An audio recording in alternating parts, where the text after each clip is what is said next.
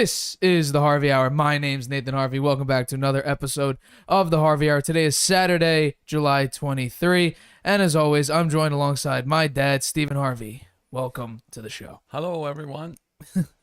So today I want to start off with the first topic, talking about Kevin Durant. Anonymous GM said that everyone knows that KD, quote, isn't winning any titles without Steph Curry. Is this a reason that no team is really pushing to sign him, and maybe why his value isn't what actually people say it is, or what the Nets say it is? Who said he's not winning any? An anonymous GM. An anonymous GM. Yeah. Nobody that will honor that with identifying who they are, huh? Yeah. Well, I don't think that's true. I think he could win a title with another team. You do? Yeah. We'll say he was with the Celtics. Don't you think they'd have a pretty good chance to win the title with him? I mean, they probably have to give up one of their two big players to get him, but he'd fill that void easily, right? How about if he was with Miami? I think they'd have a very good chance to win it all, too, and beat the Warriors, right? I mean, it depends on who the other teams would have to give up to get him. Right. But I understand going to the Warriors, the asking price there is pretty high, right? They give up Poole and they give up Poole, Wiggins, Moses Moody, and James Wiseman. Yeah, so that's a pretty big haul, and those would be hard to replace. So, no, I think there's several teams that Kevin Durant could go to and have a good chance to win the title. Right. Miami, I predict that's where he's going to wind up. Unless the Warriors can pull off a deal. I don't know. What's his thinking now, Durant's, about going to the Warriors? Has he said anything? No, because I think that if he does decide to go to the Warriors, I think that's a bad look for him, because it would seem more of a desperate move. Because then you would basically concede the fact that, I can't really win with, I can't win without. Yeah, well, Curry. When he went there the first time, they looked bad for him too. They just said he was just going there to get a title, right? And he wound up being the MVP in both the titles they won, right, when he was there. So I don't think he looked bad after he got there. None of the Warriors fans were unhappy that he was there. That's for sure. Yeah, I agree with that. So I think people are going to have their opinions about it. I think if he went back to the Warriors, they'd welcome him with open arms, and he'd probably win a title back there with them. Oh, I think definitely if he goes to the Warriors, they win a title, because they already won one the past year. Yeah, right. They just won without him. So, again, it'd be the same. It'd be a replay of what happened before. It essentially would be, yeah. Essentially a replay. But then that harks back to it. Can he win without Steph? And I do think he can. I think he could win in Miami. I think he could win in Boston. I don't think he can win without Steph, because he's already tried. The best chance he had was actually with the Nets, with that, because he had at one point James Harden and Kyrie Irving on the same team. But the only time he ever got to the finals without Steph Curry was in 2012 against the Heat, where they lost 4-1 in that series. So I think that team, that was a Thunder, right? That was a Thunder. Yeah. All they had was him and Westbrook. They didn't have anyone. Well, else. No, James Harden was not developed yet. In the finals, he averaged only 12.4 points. Yeah. KD averaged 30, and Russell Westbrook averaged 27. So it was basically, because after James Harden, Serge Ibaka was the next highest scorer with 7. So I think it was really just KD and Westbrook with a little hint of James Harden. Yeah, right. Man, Ibaka became a good player. Oh, yeah, Ibaka became a great defensive player in that. But I really don't think KD could win another title without Steph. And the Nets were a perfect example of where his career is going to end up. It will be without any titles without Stephen Curry, because he's only getting older. The Nets think he's, worth, the sun, the moon, and all the stars in the galaxy, when really teams are like, well, if you do something once, maybe that doesn't define you. You do something again, okay, we're seeing a little bit of a pattern here. But the third time something happens, that's who you are. And KD does not seem to be happy. He wasn't happy with the Thunder. He wasn't happy with the Warriors. And now he's not happy with the Nets. So I think you might have to take on Kevin Durant and realize, I'm gonna throw, everything at the Nets to try to get Kevin Durant. He may not be happy in a year or two. So I'm giving everything up just for him to walk out the door again and say, I'm not interested in playing with you guys anymore. Oh. So I think, his value, it's really hard to determine, if KD will even leave. He requested a trade, but the Nets said they would try to look for it. And I think, some of these trade deals where they throw him out and it's like some ridiculous deal, I think that's just saying, well, the Nets are like, well, we tried to trade you, but we can't. Well, they don't want him on the team if he's unhappy. I think that'd be a mistake. Same thing with Baker Mayfield. That's why the Browns were so willing to give him up instead of using him as a backup, because Baker Mayfield wanted out, and I think, I really do not think with unless because let's say he goes to the Heat, they need to give up potentially Bam Adebayo. You might need to give who are you gonna have? Jimmy Butler? Might give. They won't him give up Jimmy Butler. They can't give him up. He has to be there. Well, he has to be in order for him to win. But how are you even going to get KD there without some sort of insane package deal? I thought it would be Kyle Hero and Oladipo. Okay. Those two and some draft picks. I mean, that still could potentially happen, but yeah. I mean, that might not be enough. It may not be enough, but. Okay, what was the other? The Celtics. Well, the Celtics, you may need to give up Jaylen Brown and Marcus Smart. So that's the Defensive Player of the Year. No, and they're not going to do that. Well, who would you give? The Celtics have literally no one to give up. Because you can't do Jaylen Brown straight up for Kevin Durant. That's not an equal trade deal on either side. That would be too much for the Celtics. Jaylen Brown, one of the role players, and draft picks. Yeah, but who, though? Like, do you think Peyton Pritchard would, Maybe somebody like the him. closest would be Grant Williams. Yeah, I think that would be the close, or maybe even Derek White, because I really do not see the Celtics having enough capital for it. Yeah, I think the Celtics have been a mistake to give up Jaylen Brown. He's young, right? He's still coming into his prime, and he played really well in the finals. He was not affected by it. More like Tatum didn't play that well, so. He's going to have to step it up next time around. Do you think the Celtics will make it back? Because that's what LeBron said. That I would say if Kevin Durant winds up in Miami, I would say no. I would think that Miami will get there. I would probably have to agree with you on that, but because KD is getting older, right? If you told me, like, I don't know, 3-4 years ago, right? KD was still 29, 30 years old. And they would be like right before the Warriors run, right? Let's say he doesn't go to the Warriors. Does he win a title within this?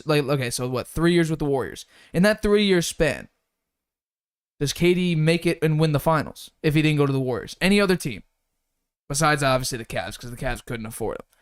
I think the Cavs would have won each of those years, and that's what Draymond Green even said. Draymond Green said that the Warriors would not have won against LeBron if KD did not come there. Yeah, and I agree with that. Oh, I agree with that too. So I think KD, the Nets were the perfect example of where KD's career is going to go without Steph, without the Warriors. I just think, there'll be a lot of hype. There'll be, top 3 in the odds to win the NBA Finals. I just think it'll be a disappointment because I just don't think KD is a leader. Look at the teams he said that he wanted to go to. The Suns, the Heat, both teams that are, essentially made teams. The Suns were a 60-win team. 60 wins. And the Heat, look what the Heat just did. The Heat brought it to 7 with the Celtics. And that's like without Tyler Hero. They made it to 7. Tyler Hero was a big 0 in that series. Yeah. So I think he only wants to go with made teams, and those teams would basically need to nuke their entire roster essentially, because that's what the Nets are looking for. That's what the Nets are saying. We think Kevin Durant is this, and you have to give us it or else. You know what? I think it's either the Heat or the Warriors. I think that those are the only 2 teams that probably can make a deal, and probably the Warriors have the better chance because they can give more. They could give. The Warriors give up so much more than any other team. They could give up Poole. That wouldn't be I don't think that's a huge loss for them. They could give up Wiggins. I think is a loss. He played well. Yeah, he's someone who's still quite young, and played very well last year. So, yeah, we're going to take our first break of the Harvey Hour. We'll be back in 30 seconds. Introducing video podcasts on Spotify. Transform your storytelling into a show everyone can watch or listen to. Easily upload your video through Anchor, Spotify's free podcast creation tool. So whether you're showing off a new recipe, interviewing an exclusive guest, or uncovering the next mystery, you can now reach a whole new audience with Spotify. Podcasting just became more than audio. Create with Anchor. Watch on Spotify.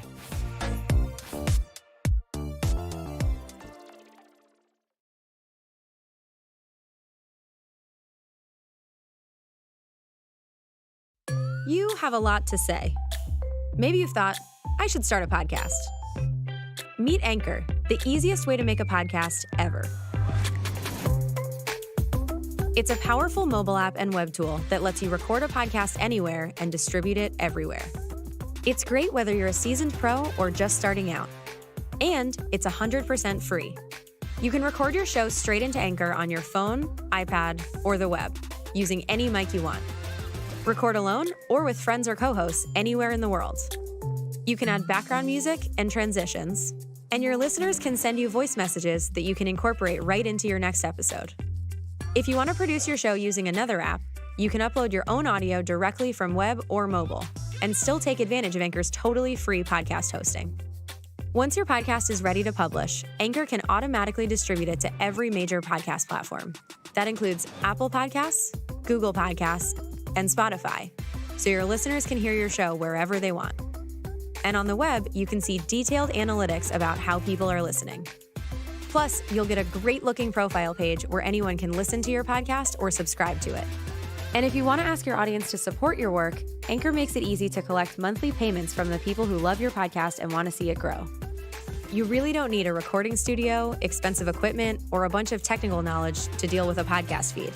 Just get started and join the diverse community of podcasters already on Anchor. We can't wait to hear your podcast. Welcome back to the Harvey Hour. My name's Nathan Harvey. That's my dad, Stephen Harvey. Hi. And I want to stay on the topic of basketball. So Grant Williams a couple days ago was on a podcast where they were talking about the NBA Finals, and Grant Williams basically said, quote, "When I've reflected and looked back to those games, I still would say confidently to this day that they weren't the better team. I would say that they were a more disciplined team, and I would say that without a doubt." Now, I want to know what you think of Grant Williams' comment on the fact that he thought the Celtics were a better team. It's just the Warriors were more disciplined, and that's why they won. Well, I don't agree with him. I think that when you talk about a team, you're talking about not just the players, you're talking about the coaching too. Right. Right? And I think that the Warriors outcoached, Steve Kerr outcoached the Celtics coach. Celtics looked good in the first game. They looked like they could win it all, right? They came back. That fourth quarter was amazing. And they looked great. And I thought they had a good chance. They were a younger team. They were bigger, more physical. But the Warriors, after that first game, they came back with a better strategy.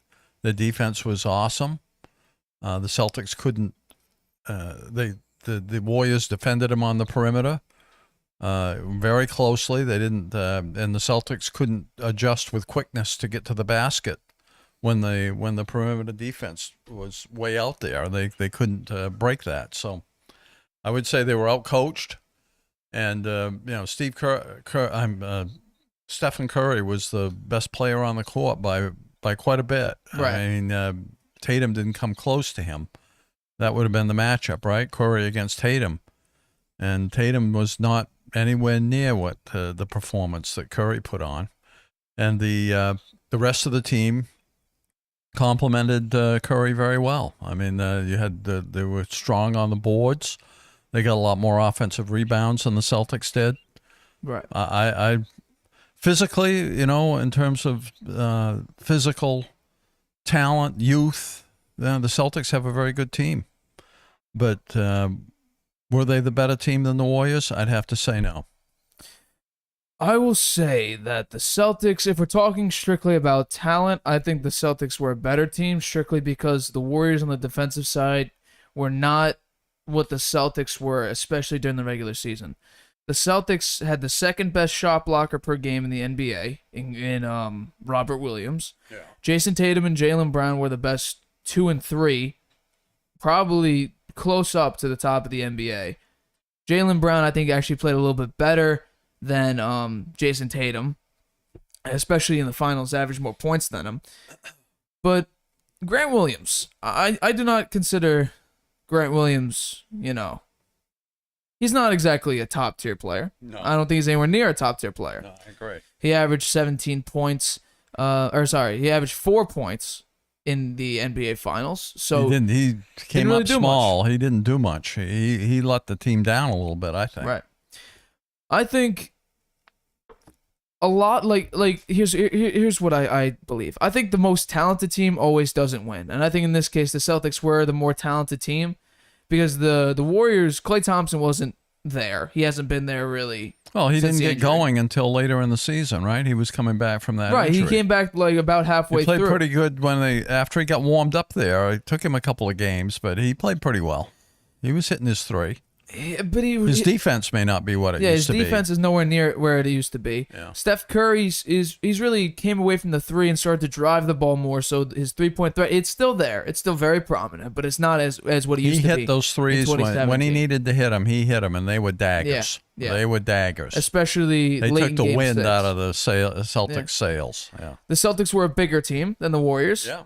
More physical, but they weren't as quick. Right, they were not as quick. So I guess in this case, I'll believe that yes, the Celtics were a better team, but I just think a lot of the time it's like brains over brawn, right? The Warriors were a much smarter team than the Celtics were. They were much more of a complete team. They had a better bench. You know. They had, a lot of pieces that they could, pick apart and a bunch of different, I guess it's not formations, you would call it lineups. Sub in this person for this person, had these different squads that work together. The Celtics really didn't have that. And that's in part to Steve Kerr's coaching. I think they had a better coach than the Celtics did. And I just think that the Warriors, I agree with Grant Williams on this part. Their experience was a huge part of the fact that they won. So I somewhat agree with Grant Williams because, yeah, it's not... The best team doesn't always win.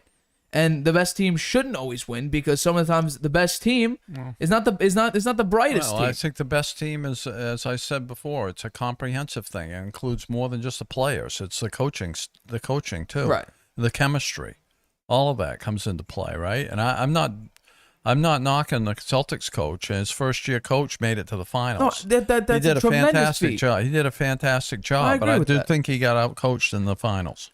And I think it's just because of the experience. The Warriors were a significantly more experienced team. I mean, Draymond, But Klay, they and had a Steph all won 3 at strategy. the They had a time. better strategy too. They had that defensive strategy where they challenged them out on the perimeter. They didn't give them the open look. They didn't Right. give them that open three. I think Game 1 is after Game 1 where they had that huge fourth They quarter. made the Celtics- adjustments. They made a lot of Made adjustments. a lot of adjustments, and they worked. Yeah, the Celtics couldn't really make that many adjustments because just They needed to adjust. When they challenged them like that out on the perimeter, they had to find a way to get to the basket, go inside. Right. And when they tried to do that, they turned the ball over. I All kinds think a of lot turnovers. I think a lot. I'm sure you could see it a lot when you look back into some of those finals games. It turned into like a sort of a solo act, sort of individuals not really playing as a team.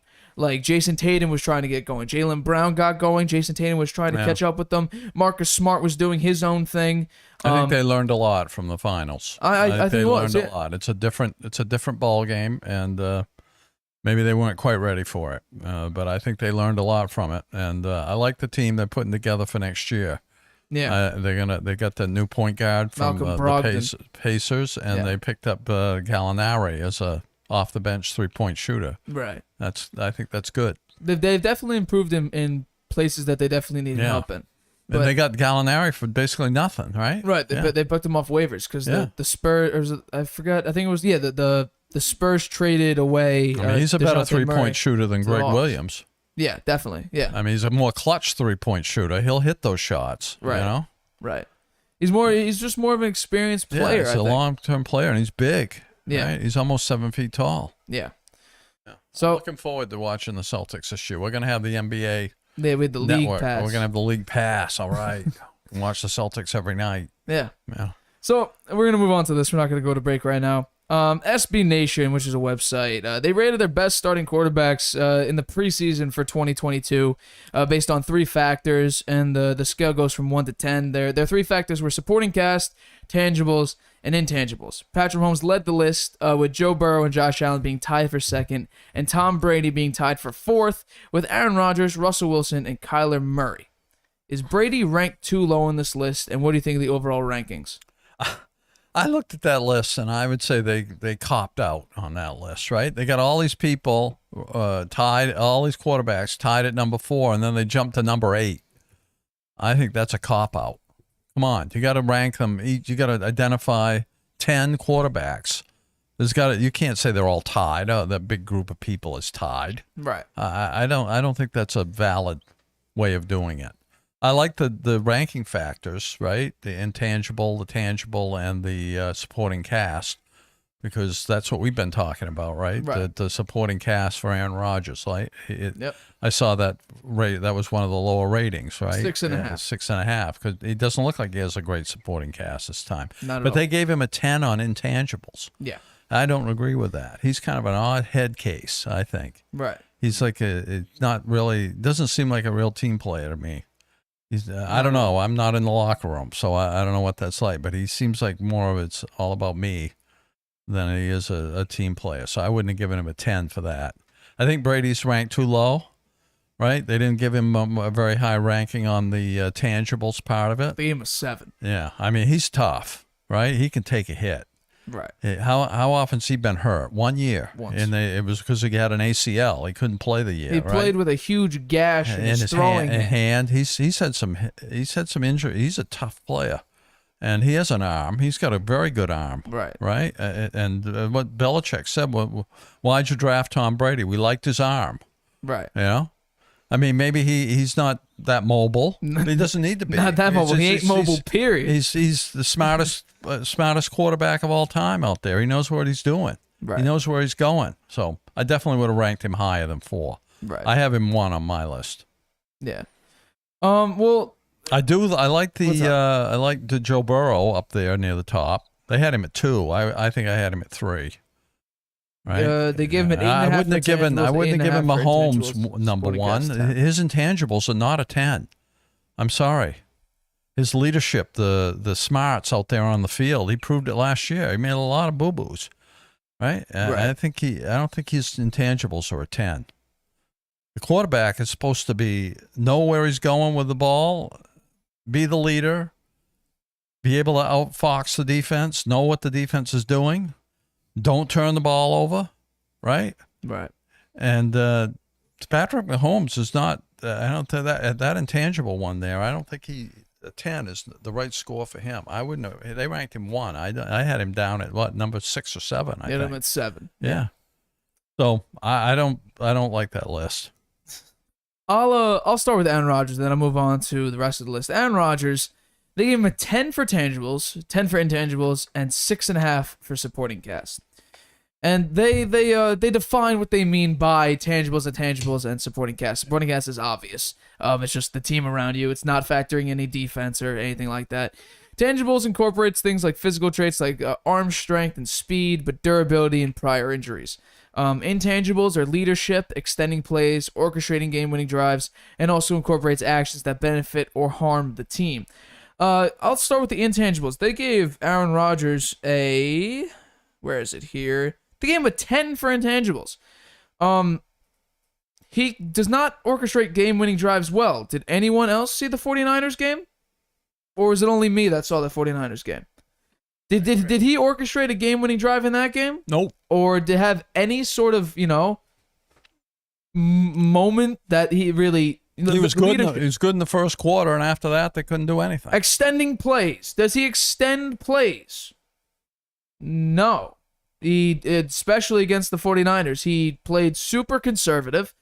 More so, I guess, protecting his stature of throwing very little interceptions throughout the year and a lot of touchdowns. So extending plays is not really his mojo. And especially if we're talking about into 2022, he doesn't have Devontae Adams, which is why they gave him a 6.5 for supporting cast. But that should also affect your intangibles. Because how can you extend plays with tier 2 and 3 wide receivers? It'll be hard to do. It'll be very hard to do. Those ranking factors are credible. I like the tangible, intangible, I do too. Supporting cast. I do too. But I don't think they ranked him correctly. I think he is very high on the tangible one. He's even though he's getting older, tangible, absolutely. he's very mobile. He has a great arm. He's pretty accurate. He doesn't throw many interceptions. He does a lot of the good things that Correct. a quarterback should be doing. But on the intangibles, I wouldn't give him a 10. I Leadership. give him a 10. I'd give him like a 7 or 8. Where is Aaron Rodgers' leadership? He doesn't. He has been known for a long time of not trusting young receivers. Yeah. How can you be a leader when you don't trust your own team? He trusts one man on that team, Devontae Adams, who's no longer there.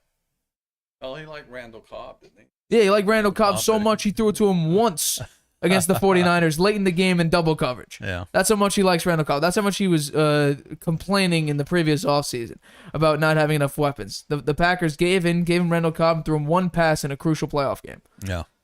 Leadership. Aaron Rodgers, where's the leadership? It seems like it's some of a toxic environment. Intangible is not the right score at 10. I would put him around the 8 to 7.5 level for intangibles.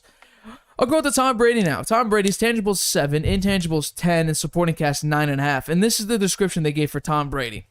Brady seriously wrecks the curve when it comes to intangibles, but there's no doubt his arm strength just isn't there anymore, which knocks him out of the top 3. The production is there, the blocking is there, Mike Evans and Chris Godwin are incredible. They just can't get deep balls. That's BS. In 2021, did Brady they put up watch the monster numbers. NFC Championship game and see the pass to Evans late in the game down the sidelines?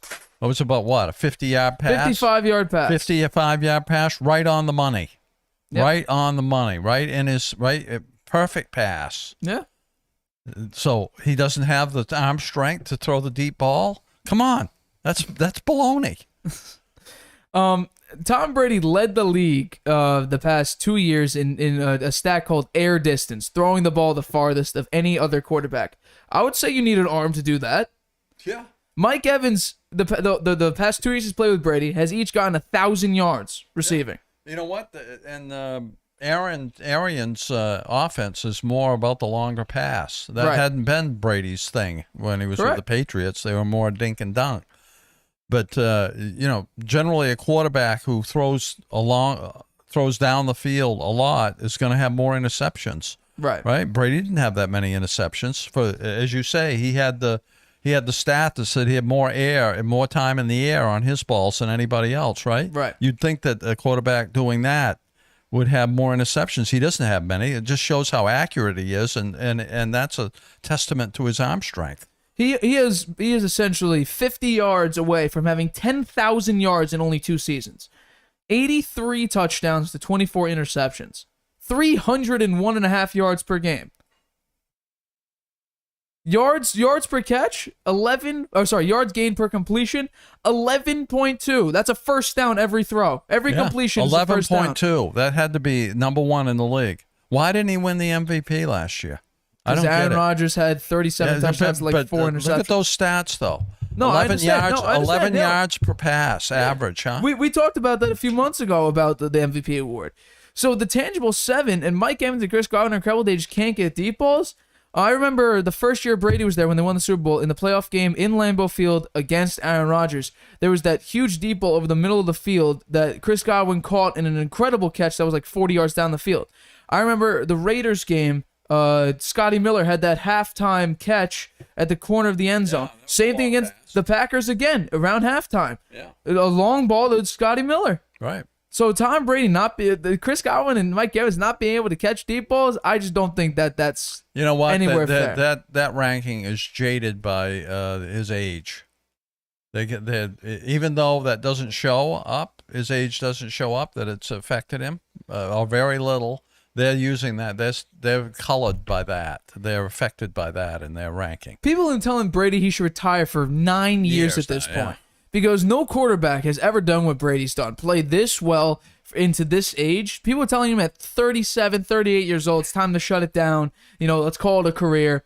And he said, even Bill Belichick was telling him to close it down. They were going for Jimmy G, which we'll actually talk about the Patriots in a number of minutes here. But people were telling him to shut it down and just, call it a career for Brady. And he said, no, he's played for 7-8 years after people have been telling him that. And for tangible 7, I would just love to know where the proof is. Yeah, where's the tangible proof? Yeah. If you're saying it's tangible, What other quarterbacks have a tangible that's lower? It's in that ranking. 7. He has the same. else? He has the same tangibles as, ironically, Mac Jones. Huh. And Mac Jones, I think I didn't see that's- many deep balls from Mac Jones. They last didn't year. let him throw it. Exactly. They just didn't let him throw it deep. Nobody knows Brady whether he and can Mac throw Jones' it deep or offense not. is the exact opposite. I would. So, okay, who else has a 7? Matt Ryan, Trey Lance, who hasn't even played. Hasn't even played. Hasn't even played. Jared Goff. Anyone else? Tied for 24th, Justin Fields. And that wraps it up for that's 7. obvious that ranking's wrong for Brady. I don't think Obvious. they put Kirk Cousins' tangibles above Brady's. Lamar Jackson's, I guess, is speed. I guess that would increase him. Dak Prescott's above him. Deshaun Watson, who hasn't played in 2 years, he's above him. Derek Carr's above him. Matt Stafford's above him in tangibles. How about Joe Burrow? Joe Burrow, he's above him. Joe Burrow had an 8.5 for tangibles. Yeah. Patrick Mahomes being 10 with intangibles. His leadership is there, but it's not 100% there. His extending plays was in large part to Tyreek Hill, which he doesn't have anymore. Orchestrating game-winning drives, he is pretty clutch, but the mental factor of the game also incorporates actions that benefit or harm the team. His no-look throws got really sloppy this past year. 13 interceptions. That's pretty sloppy. So to him, have a 10 with intangibles, I would put him at maybe a 9.5 for intangibles, but not a solid 10. A 9.5 would still drop him. It would have him tied with Joe Burrow and Josh Allen. So that wouldn't be even number 1. Josh Allen, I agree. 9s across the board for 27. Joe Burrow, high up there, supporting cast. Lost his number 1 tight end, but Jamar Chase is there. T. Higgins is there. They have Joe Mixon. Their O-line got improved. So I would say, yeah, it's close to a 10. Someone else that I just find funny, Mac Jones at 15. His supporting cast is the same as the Jaguars, the 49ers, which is impressive. They put the 49ers at a 7 for supporting cast.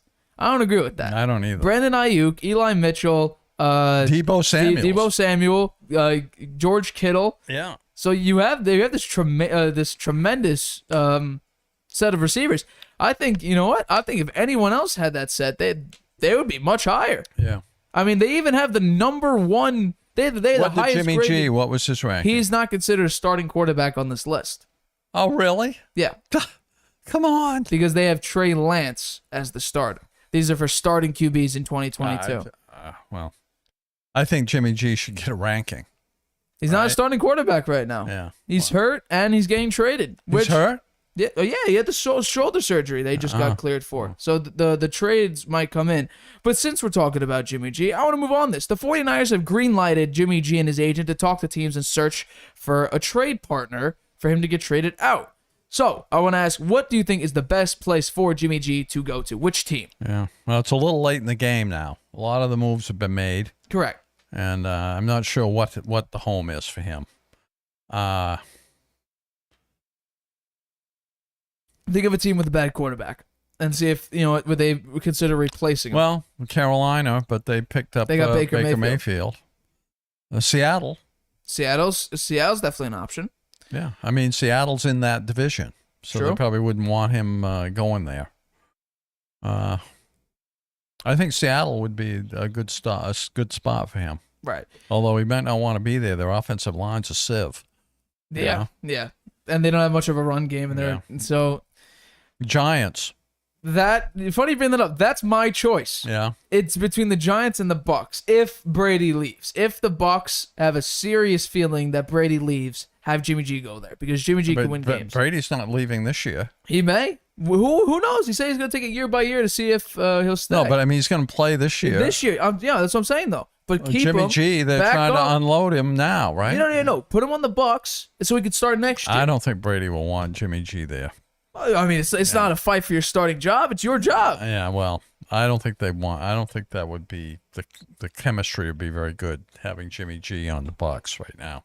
Maybe next year. I agree with you. Might be a good choice next year. I would say, but I think the Giants would be a good spot for Jimmy G. I think the Giants as well because they have Saquon. They don't have much for support. What do they give the Giants for supporting cast on the quarterback? For Daniel Jones, because he's ranked down near the bottom and 30th. He's above only Davis Mills and Drew Lock. Drew Lock's ranked the worst quarterback according to this. His supporting cast on the Seahawks is somehow ranked the 7. 7. Doesn't have a run game, doesn't have an O-line, has DK Metcalf and Tyler Lockett, but that's beside the point. Daniel Jones is sporting cast is a 5. A 5. Okay. Because they have Kenny Golladay, who they got from the Lions, who did not catch a single touchdown pass last year. Lions or the Cowboys? What's it called? The Golladay. Galladay came from the Lions. Oh, he did? I thought he was with the Cowboys. No. Then you have Kadarius Toney, who was a rookie last year. He played, I think, 1 or 2 games. In one of those games, he caught almost 200 yards. So you have him. He's pretty good. Saquon Barkley is your running back. You have a somewhat upgraded offensive line with, was that Andrew Thomas? Is he there? And you just drafted someone, Evan Neal, I believe that's who they drafted. So you have somewhat of an upgraded O-line. Your defense is looking decent. You lost James Bradbury to the Eagles. So your defense is okay, but I think you have a brand new head coach. You have Brian Dabble, who was I believe was the OC of the Bills last year. So I would say, yeah, the Giants are probably the best bet. Will the Giants actually go for Jimmy G? That's a big question mark because Dabble, it will probably give Daniel Jones a chance instead of just saying, yeah, we're just gonna get Jimmy G. Well, it depends on what you got to give up to get him. You probably don't have to give up that much. I don't think so. I mean, you don't have to give up much. Then I'd give it a try because Daniel Jones has proven that he is not not a elite quarterback. Never going to be. He's not even going to be elite. He's not even good. I agree. His ceiling, I feel like we already know what his ceiling is. He can't really go much higher. Backup. He's a second string. I don't even think he's a backup. I think he's below a backup because I just think he'd be cheap to have on a team. You don't have to pay him much to be the backup. Yeah, I mean, truthfully, I wouldn't even keep him in the league. I would say, really, you kick him out of the league. Huh? I mean, what? He's he has experience. He's gonna beat out Drew Lock. He has some experience now, right? He has three years of experience. Yeah, he has 3 years of experience, but how good were they? I mean, they would have to be that good to be a backup. Look at some of the backups that are out there. He's never finished the season. Okay, but as a backup, he wouldn't be in there getting hit all the time. He got hit. He's had some pretty big hits. He has. Yeah. He's gotten sacked. But look at some of the backups that are out there. An average of I lost it. The O-line has been very, very poor for the Giants, so that's affected Daniel Jones' play. Yeah. But he's been sacked. We'll give me just the total here. Yeah, he's been sacked 83 times over 3 years, average of 41.5 times. So 41. If he's played 3 years, the average wouldn't be 41. That's what I got here because he got sacked. Oh wait, must be a lot more than 83. Oh, I was looking at QBR. That's my fault. My fault. Yeah, no, 83 times. He's been sacked 105 times through 3 years. 35 per year. Yeah. I was looking at QBR. It's my fault. But yeah, he's been sacked a tremendous amount of times. 105 times in 3 years. That's not too good for your O-line. He's just I don't think he's a good quarterback. He's definitely not great, definitely not elite. Well, once Dabo gets a look at him and really evaluates him, maybe he'll try to make a deal for Jimmy. He should have been gone this past year. He should have been gone. I mean, he had 1 or 2 great games very early on when he first came in. He had that comeback win against the Bucs. His first start was pretty good. Yeah, they won it. Yeah. I'm pretty sure that was the comeback game against the Bucs where it was this. Yeah, it was week 3 we were against the listening Bucs. to it on the way home from the Patriots game. Yeah. They won 32 to 31. That was Daniel Jones' first big game. Yeah. And you know what? Since then, really hasn't had many good games. He somehow got a nickname, Danny Dimes. Throws a lot of interceptions. He fumbles There's more the Danny ball. Drops. He fumbles. He ain't the Danny ball. Dimes. He's Danny Drops. Turns the ball over. He's been working on that though, and he has somewhat improved on his fumble rate. But I just don't think he's a good quarterback. So I think you bring Jimmy G over. I think that would be a fine move. But do I think it'll really happen? I think it should. For Jimmy G to be effective, you got to have a pretty good running game. I think the Giants have their running game. How is it? They have Saquon Barkley, but he hasn't done that much. He's gotten hurt a number of years. Yeah. Let's see if else. He's healthy. That could be good. It could be. Might be good. It could. Yeah. I mean, it could be. Here, let's see who's on their roster last year, just to get an idea of what their running game's like. Do they still have Devontae Booker? Is that a running back? He is a running back. Is he still on the Giants? Giants players, there's a lot of them. Who the hell are they? I never heard of most of them. I mean, I never heard of a lot of those players. I don't know where they came from. haven't distinguished themselves, that's for sure, because their record's been terrible the last 3 or 4 Well, years. that could be in large part for a bunch of different things. But do I think that they really help themselves out with what they do? No. I mean, that could be in large part due to their GM, who they got rid of. Was it Gettleman? He's made a lot of very, very poor decisions. He was not very good. So I'm sure they're happy here. They got Matt Breida, who's a pretty good running back from the Dolphins. Oh yeah. So they have Saquon Barkley and Matt Breida. So I would say that's a pretty good 1-2. Is that a top 1 and 2? Of course not. Saquon's been hurt, so can he, get back to what he used to be? Potentially. I think that'll be in large part of how the O-line works, because his rookie season and the season after that, 1,300 yards and 1,000 yards respectively. 11 touchdowns his rookie year, and then, what was it, 6 the next. So, I mean, they don't really depend on his O-line. I think, will his O-line perform well? I mean, they've been keep trying to upgrade it. Sometimes they've been utter failures. Other times they've been, better, of course. But, they have an upgraded O-line now. And we'll see how they do, I guess. Yeah.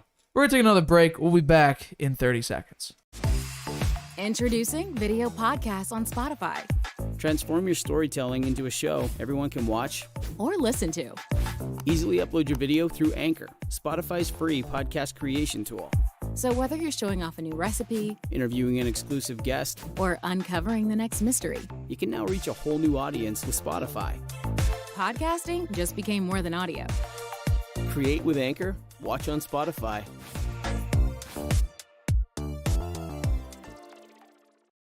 You have a lot to say. Maybe you've thought, I should start a podcast. Meet Anchor, the easiest way to make a podcast ever. It's a powerful mobile app and web tool that lets you record a podcast anywhere and distribute it everywhere. It's great whether you're a seasoned pro or just starting out. And it's 100% free. You can record your show straight into Anchor on your phone, iPad, or the web, using any mic you want. Record alone or with friends or co-hosts anywhere in the world. You can add background music and transitions, and your listeners can send you voice messages that you can incorporate right into your next episode. If you want to produce your show using another app, you can upload your own audio directly from web or mobile, and still take advantage of Anchor's totally free podcast hosting. Once your podcast is ready to publish, Anchor can automatically distribute it to every major podcast platform. That includes Apple Podcasts, Google Podcasts, and Spotify, so your listeners can hear your show wherever they want. And on the web, you can see detailed analytics about how people are listening.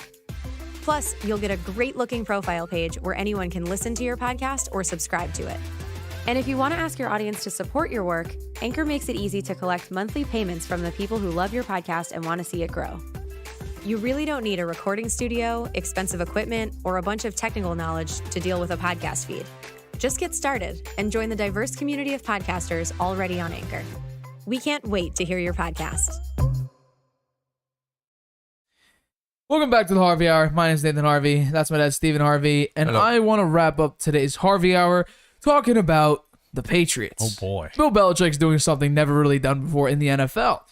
He will not name an official OC and DC going into the season. Are the Patriots headed for a disaster this upcoming year? No. Why is that? They haven't had a defensive coordinator for a while now, since Matt Patricia left. Right? They didn't have a named. They had one. Yeah. Oh, maybe they had Brian Flores was named. They had Brian right? Flores. They had I think Gerard Mayo was the DC last year. Was he? I don't think he was named though. Yeah. Regardless, though, Well, I don't think. Do you think this is you know important? what? Somebody's going to be doing the job. I would hope They so. may not be named that, but the defense. They didn't have a named defensive coordinator last year, right? Yeah, they did. No, they didn't. Yes, they did. No. Who was the defensive coordinator? I would need to look it up, but I did. don't think it was his son. Was Yeah, the unofficial let's say 2021 defensive Patriots, coordinator? DC coaching staff. This will probably be for this year. Yeah, Joe Judge became the quarterback's coach, by the way, so I don't like that at all. Yeah. Yeah, and then Matt Patricia is O-line. For some reason, he keeps switching offense, defense. He's the whatever. O-line, Matt Patricia? Matt Patricia is senior football advisor / offensive line. Uh-huh. Is this the first time he's had the offensive line? For since years ago. Yeah. No, we never had. It was the defensive coordinator. Matt Patricia used to be on offense the first time Belichick hired him. Then he became the DC. Then became a head coach. Then he's back on offense. I think he's a good person to have the offensive line coach. He's a smart guy. Yeah. But I think Belichick is having a little bit too much power now for the Patriots. Yeah. Because now he's going to be taking over the role of everything, essentially, and have just a bunch of assistants. Belichick in the past number of years, very poor drafting, especially this past year. Very strange drafting. Cole Strange, the first pick. Trading away drafting N'Keal, especially with receivers, not drafting many good receivers. N'Keal Harry was a bust. N'Keal Harry, trading away your second-round pick, which turned out to be, DK Metcalf. The Seahawks drafted with your pick, DK Metcalf. No amazing skill position players on your team right now. Coaching staff are filled with former players. Your children, Steve and Brian Belichick, are on your team. And people you should have very close relationships with. So no one really knew. And Robert Kraft has been displeased with what the Patriots have been doing the past number of years post Brady. Their production on the field, their decision making, their drafting. What's he said? Has he said something specific? Yeah, he said he's disappointed that the fact when did he say that? they've been going to these playoffs. I think it's a number of months ago. I think he basically just said that he's not exactly happy with. They've been going to the playoffs a number of years, every single year basically with Brady, and now they're in a huge dry spell of not making the playoffs or being absolute blunders in the playoffs. They made the playoffs. They lost 47-17 to the Bills. Not giving in the past they made two the times, playoffs. Yeah, and guess what? In that playoff game, they didn't allow the Bills to punt once. They played terrible in the game. I agree. And at the same time with the Bills last time, they didn't force them to punt a single time. Well, we'll see. I don't have a lot of. I don't trust that the Bills are going to be as good this year as they were last year, even though they look like they've improved their team. I don't. To me, Sean McVay is not the best coach. He could have gotten to the. What they lost to? Who'd they lose to in the playoffs this last year? Kansas City. To Kansas City, yeah. Well, didn't they? They could have had the game, right? And they defended the sidelines when the they Chiefs played bracket coverage when they had a timeout. They timeouts were there. Yep. What were they thinking about there? No idea. They were not prepared for that. No idea. Right? They should have won that game. The coaching failed them. Right. So, I'm not high on that guy. Belichick's a better coach than he is. I just think it's decision making. I think that a lot of Belichick's decisions have been weird decisions. I just think, he had one free agency where he actually spent money, and it was a weird free agency for Bill Belichick. He actually spent money. He actually went out and got players. And Belichick said this a while ago that he doesn't want to coach players he's not comfortable with. And, well, the whole thing about being better is going to get new players that you aren't comfortable with. That's how you're successful. Belichick was always about, making the other team feel uncomfortable, going after their one strength. Yeah. Now Belichick's kind of just sitting back and wanting to play comfortable. I don't think so. No, here's what I mean by that. In the 2018 Super Bowl against the Rams, he's got a lot of turnover in players this year, right, on the defensive side. I mean, the linebackers played poorly last year, right? They ran out of gas. Dante Hightower, he's past his prime. He ran out of gas. He's been past his prime. And Belichick kept him on because I think out of respect for him, because he was there when they needed him in several Super Bowls, right? He played really well in the playoffs. But he's definitely past his prime, and so was, I guess, Kyle Van Noy. They thought he was past his prime. Yeah, just think about who they brought back. Yeah. They brought back Kyle Van Noy. They brought back Dante Hightower. They brought back Malcolm Butler. This year they brought. No, that's what I'm saying. Over the years, he kept Matthew Slater, signed Devin McCourty again. That Matthew Slater's an all-pro every year. He's on special team. So what? That's what he does. He's a special team player. He doesn't even catch. He runs after the ball. That's what he does on special teams. He runs after the ball. Special teams player. What does he do on special teams? He runs after punts. He doesn't even catch punts. He runs after them on defense. Well, I think he's been a great player for the Patriots. No, he has been, but he's like 36 years old. He's caught one. He's considered a wide receiver. He's caught one pass in his career. Yeah. His rookie year, he hasn't caught a single pass. Yeah. In the rest of his career. Well, he's been playing special teams. He has. Yeah. He has been, because that's the only thing he's really known for. But Belichick keeps all players that he knows, that he trusts, and at some point, well, it's done him pretty well. It's not been recently, good for him. not recently. And Asante Samuel said that recently. They won 10 games last year. 10 games, yeah, but they now made the playoffs. How many teams didn't make the playoffs last year? They barely made the playoffs. They made the playoffs. They barely made the playoffs. They made the playoffs. They got into the playoffs. And look what happened in the playoffs. Yeah. They got decimated. They got beat. We'll decimated, see. You know what? Torn apart. I they're think, not making the playoffs this year. I'm telling you that right now. I think they're going to. There's no way I they bet make you the they're playoffs. going to make the playoffs. They're not going to make the playoffs. They are going to make the playoffs. There's not a chance. Yeah. I'm a Patriots fan. I'm saying they won't make the playoffs because I'm looking at AFC. You know what? This year they're going to beat Miami on game 1 in Miami. They're underdogs. They're underdogs. They in that should game. be. They're going to win that game. Who's going to stop Tyreek Hill? Who? You don't have JC. They haven't got anybody that can throw it to him. Okay, that's fair. Tua on this list, I believe. Where's Tua? Huh? Tua on this list is ranked 19th, tied with Jared Goff. Yeah, well, Mac Jones is ranked higher than Tua. Yeah. Quite a bit. That's true. Right? No, that's true. But his supporting cast is much better. Yeah. He's ranked at 9 on this list. Yeah. Nine is the 9. Dolphins supporting cast. Because you have Jalen Waddle, you have Tyreek Hill, you have Mike Gesicki. Yeah. It's just Tua, who has a 5 for tangibles and a 6 for intangibles. We'll see. You criticize Bill Belichick for his drafting, but he picks up people in a different way. He waits for the cast-off that was a high draft pick that the other team gives up on, and then he brings them in and turns them into something spectacular, right? Right. Look at Jackson, J.C. Jackson, right? He wasn't even drafted. Right. What kind of contract did he get last year? Not on the Patriots. Not on the Patriots, but what kind of contract did he get? He let Randy Moss go. Randy Moss was past his prime then. He wasn't playing well. He never played well after that, Randy Moss. Asante Samuel go. Asante Samuel was, they could have drafted him. No, they did draft him. I'm saying that they didn't keep Asante Samuel. Oh, he was on the Patriots? No, not Junior. Oh. The father. Oh, his back father. In like 2000 whatever. 2000. Yeah. They got rid of him. Yeah. Oh, I'm thinking Debo Samuel. No, not Debo. Well, no, they could have gotten Debo Samuel. Asante Samuel. They drafted N'Keal Harry instead of Debo Samuel and DK Metcalf. Yeah, that was a mistake. I agree with that. I would love to see the draft report for each of the, and the reason they chose N'Keal Harry over any one of those. I would love to see the draft board of the Patriots putting N'Keal Harry above every other receiver. Where did N'Keal Harry go? They got rid of him, right? They went to the Bears. The Bears. Yeah. So a 7th round pick. Yeah. Just think about all the players that Bill Belichick has either not given a contract to because he thought he's not worth that. I give market price for every single player, no matter how good they are, or just not wanted to go for, just cause.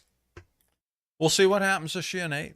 I have a very funny feeling. Won't be long before they're playing preseason ball, right? When's the first preseason game? What, late August? Yeah, mid to late August. I did this with some of my friends. Actually, I just did this solo, but I basically ranked the I essentially took the Jets and the Dolphins schedule to see, because I said Dolphins would be last, then it's the Jets, then it's the Patriots, then it's the Bills.